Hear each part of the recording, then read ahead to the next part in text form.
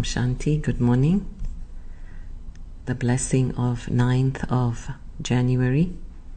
May you always be happy-hearted and stay beyond any questions of why and what by becoming an embodiment of attainments. May you always be happy-hearted and stay beyond any questions of why and what by becoming an embodiment of attainments.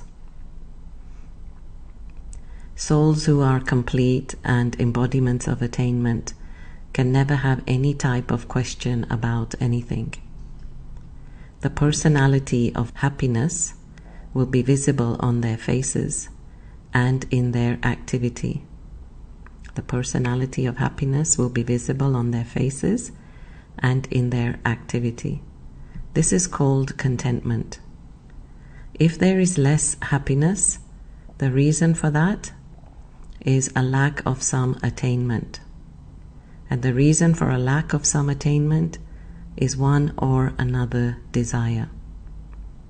Having many subtle desires takes you towards some lack of attainments.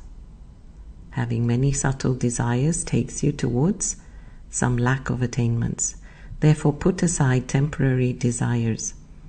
Become embodiments of attainment, and you will always remain happy-hearted.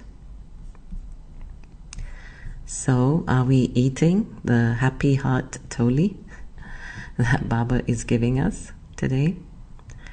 Are we happy when we look at every scene of the drama? Or do we wish, I wish this person would act a bit differently. I wish the set, right, this world stage and the events that are happening, I wish they were a bit better, harmonious, tidier. I wish. So what does that mean, to wish? It means to not be happy with what is going on in this moment, not content.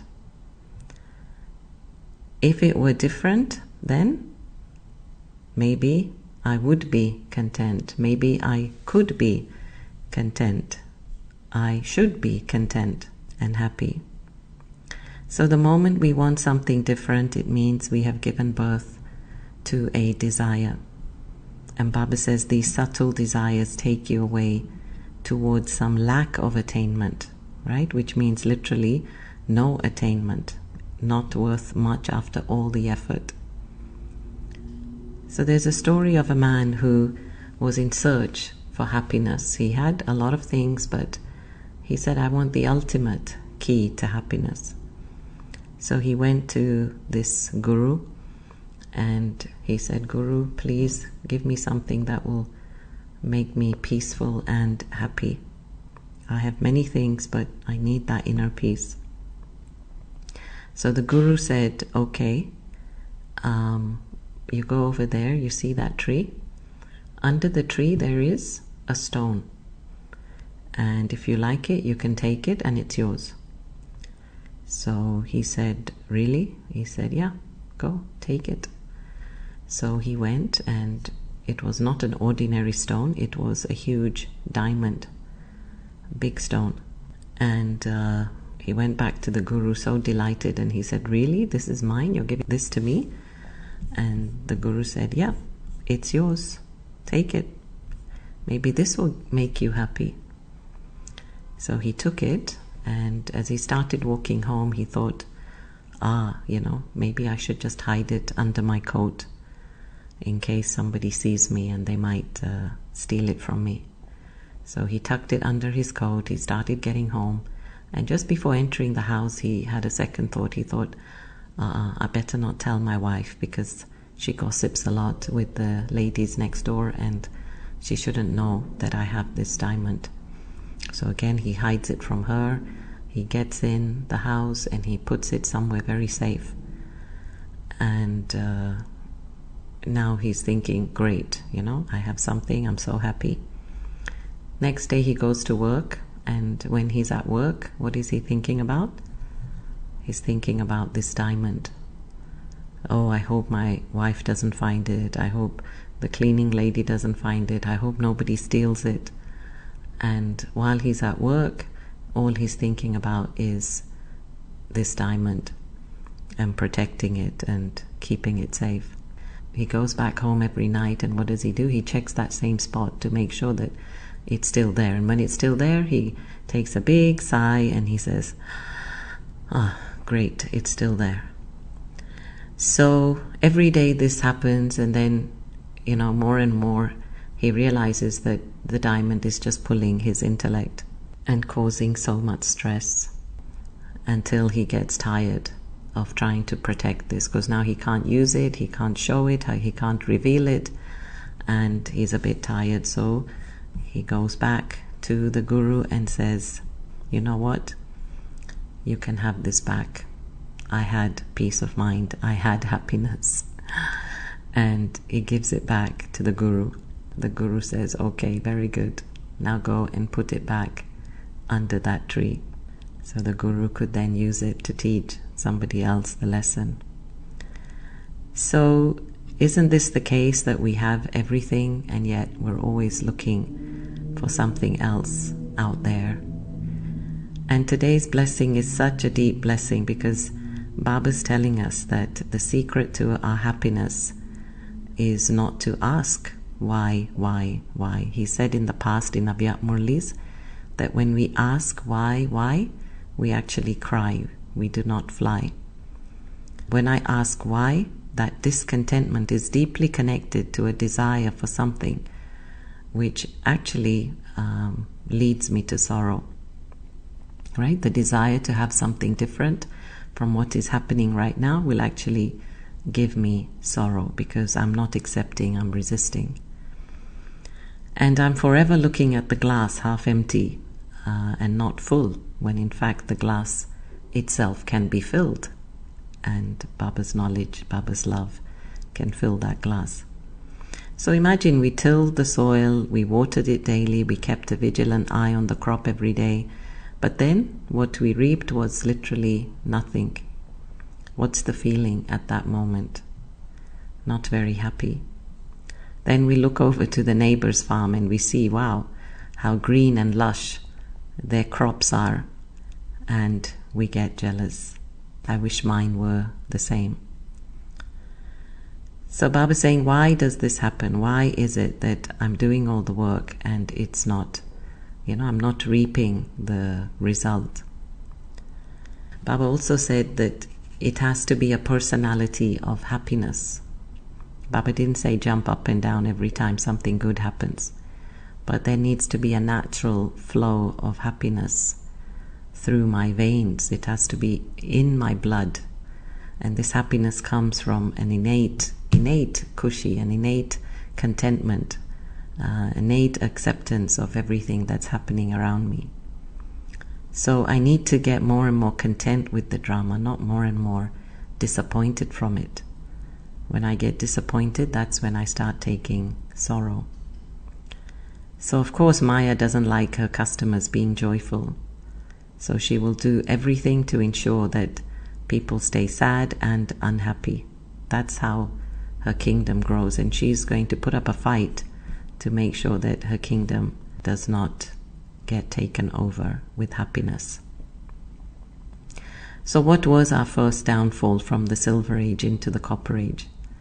It was this feeling of, I like this, right? Acha lagta hai. And Baba has said in the Murlis, Acha leads to Icha. So when I fell into body consciousness, I started seeing the body and all its paraphernalia, what they're wearing, what they look like, what they have, what they're doing. Instead of the soul, my attention went to everything else, and that's when I started saying, I like this, which means I have to have it. There is a direct connection between I like it and I'm driven to have it. And it's so well depicted in the Ramayana with Ravan kidnapping Sita. He liked her, and thus, what did he do? He had to have her. And he went to all lengths to get her. So anytime we like something, right? Acha lagta hai, we can't just leave it at that. No, the soul is not satiated till it gets what it wants. And then this is what makes us lose our peace, like with the diamond. Until he got what he wanted, he was not at peace until he realized that he actually had it inside of him already. So let us check our desires. What desires do we have? And it could also be subtle.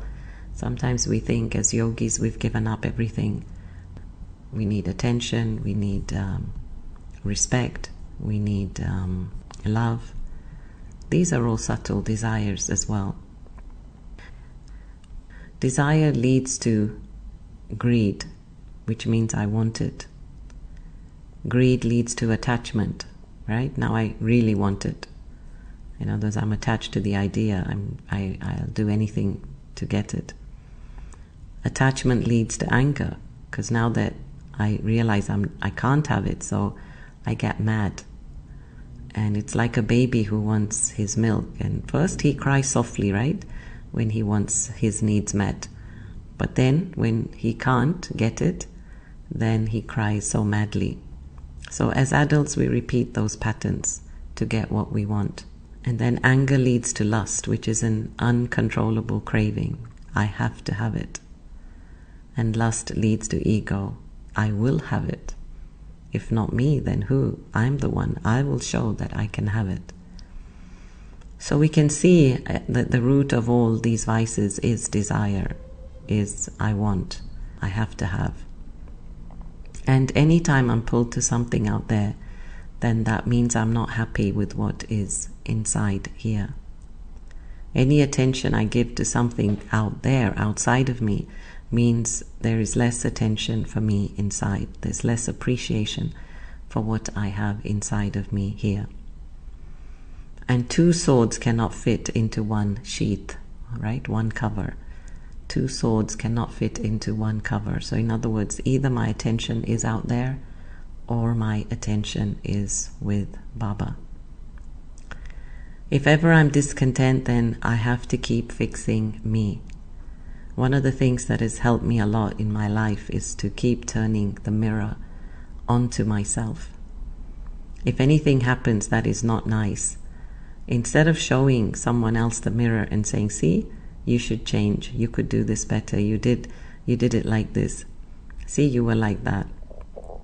Let me take that opportunity to look at my 50%, let me own my 50%, and then see where it is I could improve. In this way I learn, right? I'm the one that learns, I grow, I become greater as a result of the situation. If I'm trying to teach the other and trying to change them, then yes, they might learn, they might change, and then they have got the benefit of it. So yes, let me learn, let me change. The only way to let go and move on from a situation is when you see how you have taken positive benefit from it. If you are forever feeling the pain of the loss, you will not be able to forgive and move on. So when I can see how I have fared better from the situation, then I'm able to let go. In fact, I will be thankful to them and the situation. So Baba would often say about drama that drama is Baba's child. So Baba would say that, are you complaining about my bachchi, my child, the drama? Right? If we got upset with the drama, Baba would say, don't complain about my child. So now when I find myself saying why, I need to say why not. Right? That makes me more empowered. I have to teach myself. I have to talk to myself and say, yes, why not? Why it can't be like that? So there's a story of a man and his wife. They lived in a small village. He had a son and a horse and a small house. And of course they lived happily ever after. One day the horse ran away and all the village people came to cry with him and said, see, such bad luck. And the old man said, good luck, bad luck, who knows? Then a few days later the horse returned with a herd of other horses. And horses normally travel in herds. So again the townspeople came together to rejoice and said, oh, you're so lucky. And the old man said, "Good luck, bad luck, who knows?" Then, as the son was training the horses, he fell and broke his leg. And again the village people came and said, "Oh, such bad luck." Now the wise man replied, "Good luck, bad luck, who knows?" Then the war broke out, and the king ordered all the able men to go and fight the war. And because his son had a broken leg, he was saved from going to battle. So once again, good luck, bad luck, who knows? This is why we need total acceptance of the drama. Because everything, Baba's saying, everything in the drama is accurate. And we see this now, right? Many times. We see that things that happen, later we're able to say, see, there was benefit in the drama. And there is benefit in the drama. Normally, on hindsight, we say, there was benefit.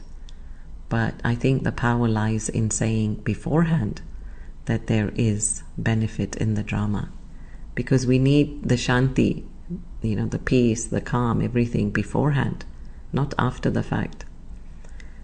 So if we can realize that, yes, everything is happening for a reason, and not to ask the questions. Baba says when you ask Q, then there's a queue of questions.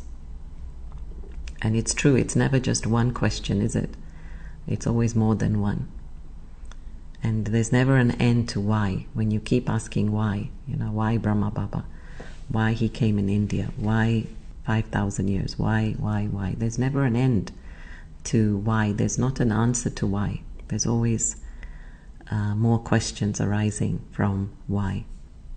So really, the more yoga we have, the more we want to stay in yoga. And it's just like food and sleep, right? The more we eat, the more we want to eat. The less we eat, the less we want to eat. The more we sleep, the more we want to sleep. And so in this way, the more yoga we have, the more we feel the pull. And then we wonder, actually, how we were managing on just half an hour or 1 hour of yoga a day. So really our attention needs to be more and more on appreciation, acceptance of the drama. And this is the only way to stay happy and happy-hearted. Baba is saying that your face and your activity should reveal the personality of happiness. And isn't this what does the service? Right? We are the messengers. It's not just the knowledge. If your words and your activity and your face do not match, then nobody will believe what you're saying. So when we talk about peace, when we talk about contentment, happiness, all this needs to be revealed from our face. Right? Baba said chehra and chalan, your face and your activity. And this is called contentment. So wishing you all a very contented day today. And maybe we'll just close with a few moments of meditation. So once again, just sit comfortably and just turn the mind inwardly. And what I'd like us to do today is really to check our treasure store. And Baba has given each one so much in terms of blessings, fortune, powers, virtues, qualities, skills, and a divine intellect. A divine intellect in which to choose how to make Dharma.